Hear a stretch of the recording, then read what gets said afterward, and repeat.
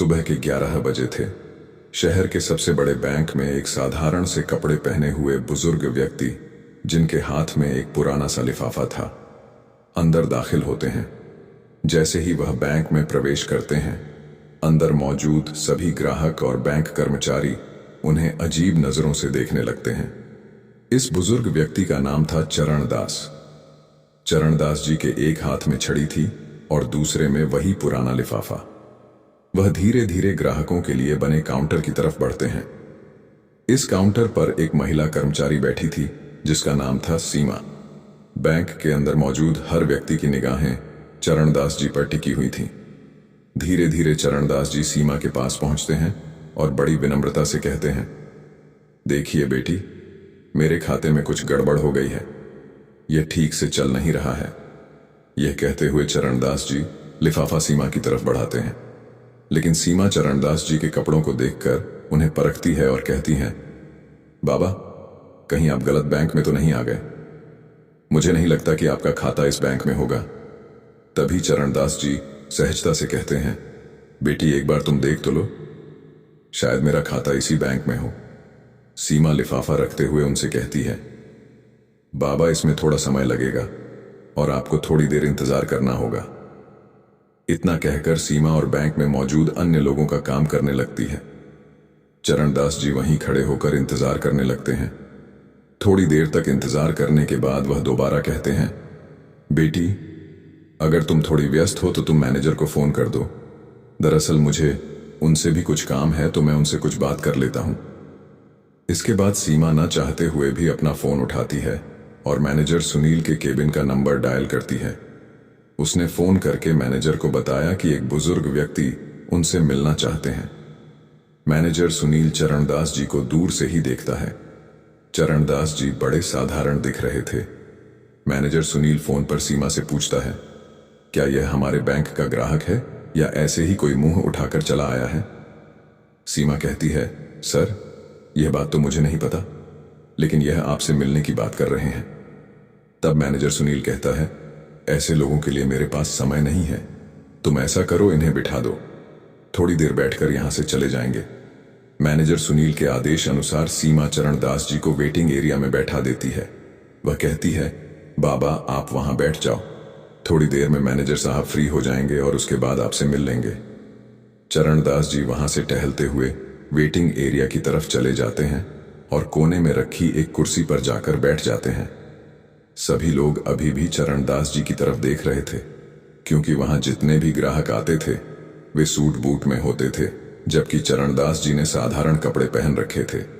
देखने से भी नहीं लग रहा था कि उनका खाता इस बैंक में होगा, क्योंकि इस बैंक में अमीर लोगों के खाते होते थे।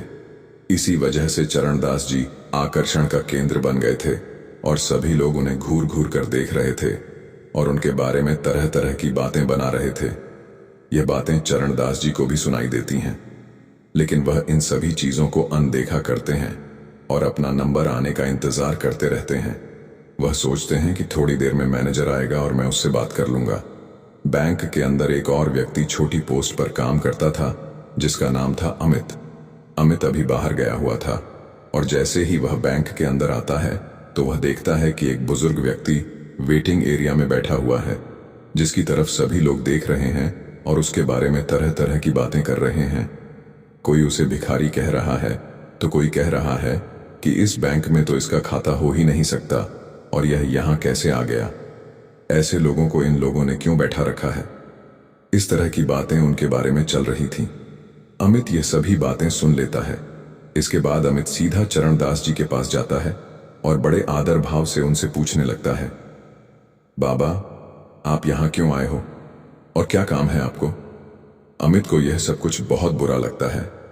वह बुजुर्ग व्यक्ति की हालत देखकर थोड़ा परेशान हो जाता है और इसी वजह से उनसे पूछने गया था।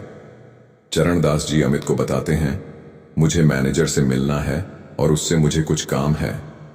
ये बात सुनकर अमित उनसे कहता है, ठीक है बाबा, आप थोड़ी देर यहां इंतजार करो, मैं अभी मैनेजर से बात करके आता हूं। इसके बाद अमित मैनेजर सुनील के केबिन में जाता है और उन्हें उस बुजुर्ग व्यक्ति के बारे में बताता है। लेकिन मैनेजर सुनील पहले से ही उस बुजुर्ग व्यक्ति के बारे में जानता था और कहने लगता है, मुझे पता है, मैंने ही उसे वहां बिठा रखा है। थोड़ी देर वहां बैठेगा और बैठने के बाद वहां से चला जाएगा। इसके बाद मैनेजर सुनील अमित को कोई और काम बता देता है और कहता है, तुम अपना काम कर लो और तुम्हें इस चीज से कोई मतलब नहीं है। अब अमित दूसरे काम में लग जाता है और धीरे धीरे उस बुजुर्ग व्यक्ति को वहां बैठे हुए लगभग 1 घंटा हो गया था। 1 घंटे तक बुजुर्ग व्यक्ति अपना धैर्य रखते हैं, लेकिन उसके बाद उन्हें यह बात सहन नहीं होती। वह खड़े होते हैं और मैनेजर सुनील के केबिन की तरफ बढ़ने लगते हैं। जैसे ही वह मैनेजर सुनील के केबिन की तरफ बढ़ते हैं, मैनेजर देखता है कि वह बुजुर्ग व्यक्ति उसके पास ही आ रहा है, तो वह फौरन अपने केबिन से बाहर निकलता है और उस बुजुर्ग व्यक्ति के सामने खड़ा हो जाता है और अकड़ते हुए पूछने लगता है, हाँ बाबा, बताइए, आपको क्या काम है? चरणदास जी अपना लिफाफा आगे बढ़ाते हुए कहने लगते हैं, बेटा, ये देखो, मेरे बैंक अकाउंट की डिटेल इसके अंदर है और मेरे बैंक अकाउंट से कोई भी लेन देन नहीं हो पा रही है। आप देखकर यह बताइए कि इसमें क्या दिक्कत है। अब इस बात को सुनकर मैनेजर सुनील थोड़ी देर तक सोच विचार करता है और कहता है, बाबा, जब किसी बैंक अकाउंट में पैसे नहीं रहते तो ऐसा ही हो जाता है। मेरे ख्याल से आपने भी अपने अकाउंट में पैसे जमा नहीं करवाए होंगे और इसी वजह से आपके अकाउंट की लेन देन रोक दी गई है। इसके बाद बुजुर्ग व्यक्ति बड़े ही विनम्र भाव से कहने लगते हैं, बेटा, पहले तुम एक बार अकाउंट को चेक तो कर लो, उसके बाद ही कुछ मुझे बताओ तो ही अच्छा रहेगा। इस तरह से तुम कैसे बता सकते हो? तो मैनेजर सुनील हंसने लगता है और हंसते हुए कहता है, बाबा, यह सालों का अनुभव है और सालों से मैंने यही काम किया है। आप जैसे लोगों की शक्ल को देखकर मैं बता देता हूं कि कौन व्यक्ति किस तरह का है, किसने अपने अकाउंट में कितना पैसा जमा किया होगा। तो आपके अकाउंट में तो मुझे कुछ भी दिखाई नहीं दे रहा और मैं चाहता हूं कि अब आप यहां से चले जाओ। सभी ग्राहक आपकी तरफ देख रहे हैं और बैंक के अंदर एक अलग तरह का माहौल बन रहा है।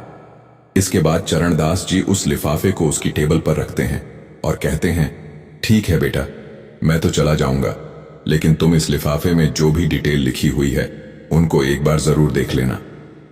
ऐसा कहकर चरणदास जी वहां से जाने लगते हैं और जाते जाते जैसे ही वह गेट पर पहुंचते हैं तो फौरन मुड़कर कहते हैं, बेटा, तुम्हें यह सब कुछ करने का बहुत बुरा नतीजा भुगतना पड़ेगा। ऐसा कहकर चरणदास जी बैंक के मुख्य द्वार से बाहर निकल गए और टहलते टहलते वहां से चले जाते हैं। इसके बाद जब मैनेजर सुनील को यह बात सुनाई देती है कि तुम्हें बहुत कुछ भुगतना पड़ेगा, तो थोड़ा सा तो उसे लगता है, लेकिन फिर वह सोचता है कि बुढ़ापे में ऐसे ही कह दिया होगा, कोई भी कैसी भी दिक्कत नहीं है। मैनेजर सुनील अपने काम पर चला जाता है। इधर टेबल पर वह लिफाफा पड़ा हुआ था, जिस लिफाफे के अंदर बुजुर्ग व्यक्ति के बैंक अकाउंट की डिटेल थी। इसके बाद जो अमित होता है वहां से उस लिफाफे को उठा लेता है और अपने कंप्यूटर के सर्वर में लॉगिन करके उस लिफाफे के अंदर दी गई जानकारी के हिसाब से ढूंढने लगता है। ढूंढने के बाद जब पुराना रिकॉर्ड खंगाला जाता है तो उसे पता चलता है कि यह जो व्यक्ति यहां पर आया था, यह इस बैंक का एक तरह से मालिक ही है, क्योंकि इस बैंक के 60% शेयर इनके पास ही हैं। अब इस बात को सुनकर वह बड़ा ही हैरान होता है और भी अच्छी तरह से उस डिटेल को पढ़ने लगता है। तो डिटेल को पढ़ने के बाद वह पूरी तरह से कंफर्म हो जाता है कि यह इस बैंक के मालिक ही हैं। इसके बाद अमित उस रिपोर्ट की कॉपी निकालता है और कॉपी निकालकर बैंक मैनेजर सुनील के पास जाने लगता है। बैंक मैनेजर सुनील अपने केबिन में किसी अमीर ग्राहक से बात कर रहे थे और उन्हें तरह तरह की स्कीमें बता रहे थे। इसके बाद अमित में आई कम इन करके केबिन के अंदर आने लगता है। बैंक मैनेजर सुनील उसे इशारा करता है और इशारे से पूछने लगता है कि किस लिए तुम यहां पर आए हो। उसके बाद जो अमित होता है वह इशारों से ही बता देता है कि यह एक रिपोर्ट है जो उस व्यक्ति की है जो वहां पर आया था और आपने उसे ऐसे ही यहां से भेज दिया। आप एक बार इस पर नजर डाल लेंगे तो अच्छा रहेगा। ऐसा कहकर अमित ने वह रिपोर्ट मैनेजर साहब की टेबल पर रख दी थी। लेकिन तभी जो मैनेजर साहब होते हैं अपने उस ग्राहक से थोड़ी देर के लिए एक्सक्यूज लेते हैं और कहते हैं, देखो भाई अमित, हमारे पास ऐसे वैसे लोगों के लिए समय नहीं है। इसके बाद अमित बड़े आदर भाव से मैनेजर साहब से कहने लगता है, अगर आप इसको एक बार देख लें तो बड़ा ही अच्छा रहेगा। लेकिन जो मैनेजर सुनील है होटल की मैनेजर जिस बुजुर्ग को भिखारी समझकर सबके सामने नीचा दिखा रही थी, असल में वह ना तो भिखारी था ना ही गरीब, बल्कि इतना बड़ा आदमी था जिसकी किसी ने कल्पना भी नहीं की थी। और जब उसकी सच्चाई सामने आई तो ऐसा हुआ कि पूरे होटल के होश उड़ गए। सुबह के ठीक 11 बजे शहर के सबसे बड़े होटल 5 सितारा में एक बुजुर्ग साधारण कपड़े पहने हुए होटल की ओर बढ़ रहे थे। नाम था गंगा प्रसाद। उनके हाथ में एक पुराना सा झोला था, लेकिन जैसे ही वह होटल के गेट पर पहुंचे, गार्ड के माथे पर तुरंत शिकन आ गई। गार्ड ने सामने आकर रास्ता रोकते हुए कहा, बाबा आप यहां कहां आ गए? क्या काम है आपका यहां? गंगा प्रसाद ने हल्की मुस्कान के साथ कहा, बेटा मेरी यहां बुकिंग है, बस उसी के बारे में पूछना था। गार्ड ने हंसते हुए अपनी साथी से कहा, अरे देखो तो बाबा कह रहे हैं इनकी यहां बुकिंग है। गार्ड ने फिर गंगा प्रसाद से कहा, बाबा देखो आपसे जरूर कोई गलती हुई है, शायद आपको किसी ने गलत पता दे दिया है, क्योंकि ये होटल बहुत ही लग्जरी है। बड़े बड़े बाबू लोग आते हैं यहाँ, कोई आम आदमी इसको अफोर्ड नहीं कर सकता। इतने में होटल की रिसेप्शनिस्ट राधा कपूर ने यह बातचीत सुन ली। उसने अपनी नजरें गंगा प्रसाद पर डाली, सिर से पांव तक उन्हें देखा और होठों पर हल्की मुस्कान तैर गई। वह मुस्कान स्वागत की नहीं बल्कि ताने और उपेक्षा की थी।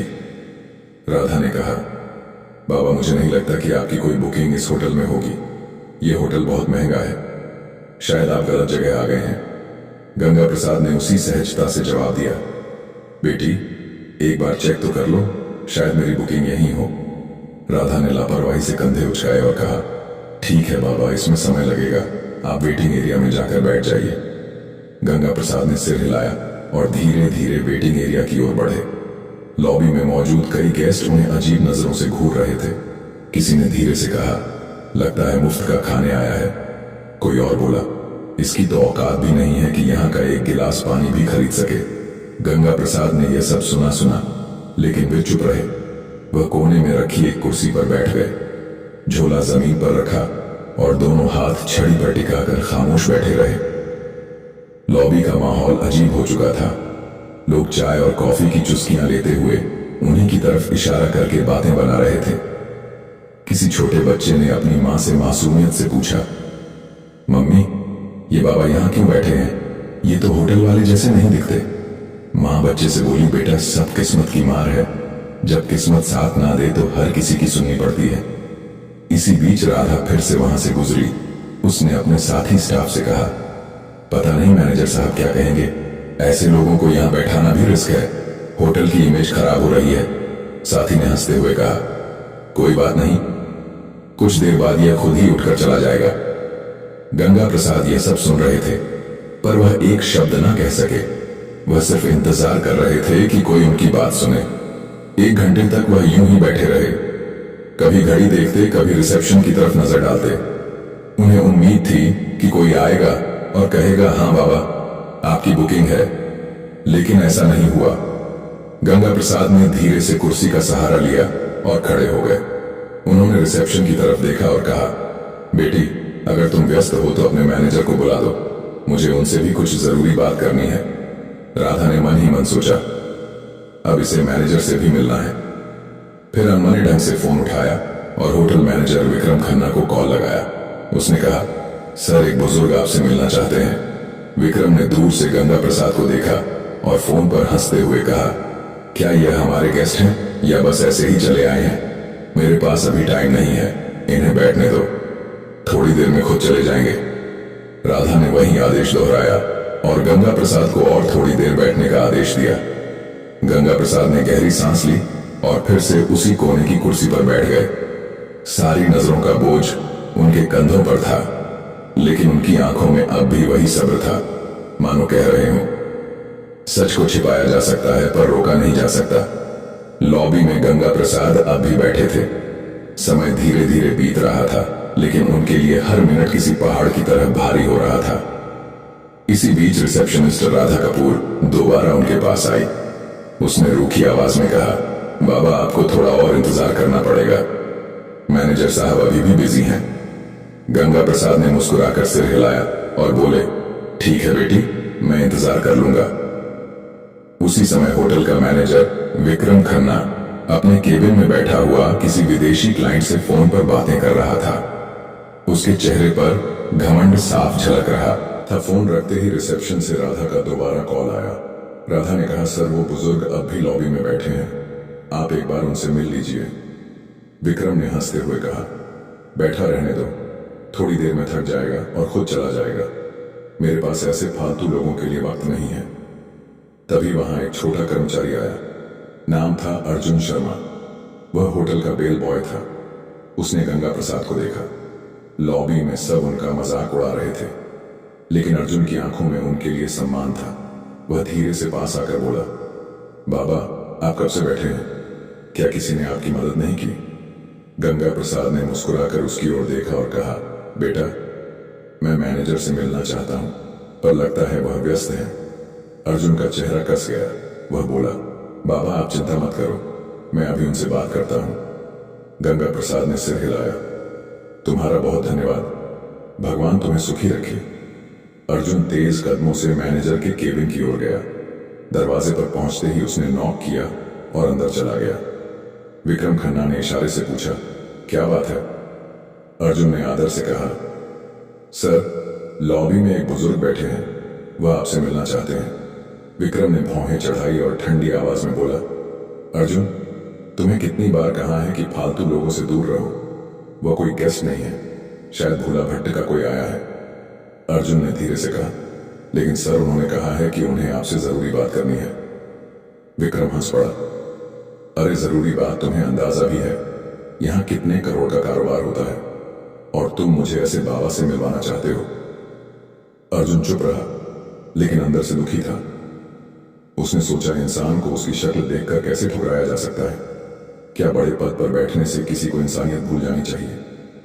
विक्रम ने सख्त आवाज में कहा, अर्जुन तुम अपना काम करो, यह मामला तुम्हारे बस का नहीं है। अर्जुन ने सिर झुकाया और बाहर चला आया। लॉबी में लौटते ही उसने गंगा प्रसाद की ओर देखा। उनकी आंखों में धैर्य अब भी था। अर्जुन उनके पास बैठ गया और बोला, बाबा मैंने कोशिश की, लेकिन मैनेजर साहब अभी नहीं मिलना चाहते। गंगा प्रसाद ने मुस्कुराकर उसके कंधे पर हाथ रखा और बोले, कोई बात नहीं बेटा, तुमने कोशिश की, यही मेरे लिए काफी है। अर्जुन की आंखें भर आईं। उसे महसूस हुआ कि यह बुजुर्ग कोई आम इंसान नहीं है। उनकी सादगी में एक अजीब सी ताकत छिपी थी। लॉबी का माहौल अब और भी भारी हो चुका था। लोगों के ताने और ठहाके, गंगा प्रसाद की खामोशी और अर्जुन की बेचैनी सब मिलकर एक अजीब तस्वीर बना रहे थे। करीब 1 घंटा बीत चुका था। गंगा प्रसाद अब भी उसी कुर्सी पर बैठे थे। उन्होंने धीरे से आंखें बंद की और सोचा, धैर्य रखना ही असली ताकत है। लेकिन अब समय आ गया है कि सच्चाई सामने आए। होटल की घड़ी ने 12:30 बजाए। गंगा प्रसाद अब और चुपचाप बैठ नहीं पाए। उन्होंने धीरे से अपनी छड़ी उठाई, झोला कंधे पर टांगा और रिसेप्शन की तरफ बढ़ गए। लॉबी में बैठे कई लोगों ने फिर से ताने कसे, देखो देखो बाबा आप मैनेजर से लड़ने जा रहे हैं। रिसेप्शन पर खड़ी राधा कपूर ने उन्हें आते देखा। उसने झुंझुलाकर कहा, बाबा आपको कहा था ना, इंतजार कीजिए, मैनेजर अभी बिजी है। गंगा प्रसाद ने उसकी ओर देखा और नरम आवाज में बोले, बेटी बहुत इंतजार कर लिया, अब मैं खुद ही उनसे बात कर लूंगा। इतना कहकर गंगा प्रसाद सीधा मैनेजर विक्रम खन्ना के केबिन की ओर बढ़े। लॉबी में खामोशी छा गई। सबकी नजरें उसी तरफ टिक गईं। हर कोई देखना चाहता था कि आगे क्या होने वाला है। जैसे ही गंगा प्रसाद ने केबिन का दरवाजा खोला, विक्रम अपनी घूमने वाली कुर्सी पर अकड़ के साथ बैठा था। उसने भैं चढ़ाते हुए कहा, हाँ बाबा बताइए, इतना शोर क्यों मचा रखा है, क्या काम है आपको? गंगा प्रसाद ने धीरे से झोला खोला और उसके अंदर से एक लिफाफा निकाला। उसे आगे बढ़ाते हुए बोले, यह मेरी बुकिंग और होटल से जुड़ी कुछ डिटेल है, कृपया एक बार देख लीजिए। विक्रम ने हंसते हुए लिफाफा हाथ में लिया, लेकिन खोले बिना ही टेबल पर पटक दिया। उसकी हंसी में अहंकार साफ झलक रहा था। उसने कहा, बाबा जब किसी इंसान की जेब में पैसे नहीं होते हैं तो उसे बुकिंग जैसी बड़ी बड़ी बातें करना बिल्कुल बेकार है। मुझे आपके जैसे लोगों की शक्ल देखकर ही पता चल जाता है कि आपके पास कुछ नहीं है। ये होटल आपके बस का नहीं है। बेहतर होगा आप यहां से चले जाएं। गंगा प्रसाद ने उसकी आंखों में देखा। उनकी आवाज अब गहरी और गंभीर हो चुकी थी। उन्होंने कहा, बेटा, बिना देखे कैसे तय कर लिया? एक बार इन कागजों को देख तो लो। सच्चाई अक्सर वैसी नहीं होती जैसी दिखती है। विक्रम कुर्सी पर पीछे झुक गया और जोर से हंसते हुए बोला, बाबा, मुझे किसी कागज को देखने की जरूरत नहीं है। मैं सालों से इस होटल को संभाल रहा हूं। लोगों की शक्ल देखकर ही पहचान लेता हूं कि किसकी क्या औकात है। आपकी शक्ल कहती है आपके पास कुछ भी नहीं है। यह सुनकर लॉबी में बैठे कुछ गेस्ट भी हंसने लगे। गंगा प्रसाद ने गहरी सांस ली, लिफाफा टेबल पर रखा और शांत स्वर में बोले, ठीक है, जब तुम्हें यकीन नहीं है तो मैं चला जाता हूं, लेकिन याद रखना, जो तुमने आज किया है उसका नतीजा तुम्हें भुगतना पड़ेगा। इतना कहकर उन्होंने दरवाजे की ओर कदम बढ़ाए। पीछे बैठे गेस्ट फुसफुसाए, वाह, मैनेजर ने सही किया। ऐसे लोगों को यही सबक मिलना चाहिए। गंगा प्रसाद होटल से बाहर निकल गए। उनकी धीमी चाल और झुकी हुई कमर ने पूरे स्टाफ के बीच एक अजीब सा सन्नाटा छोड़ दिया। लेकिन विक्रम अपने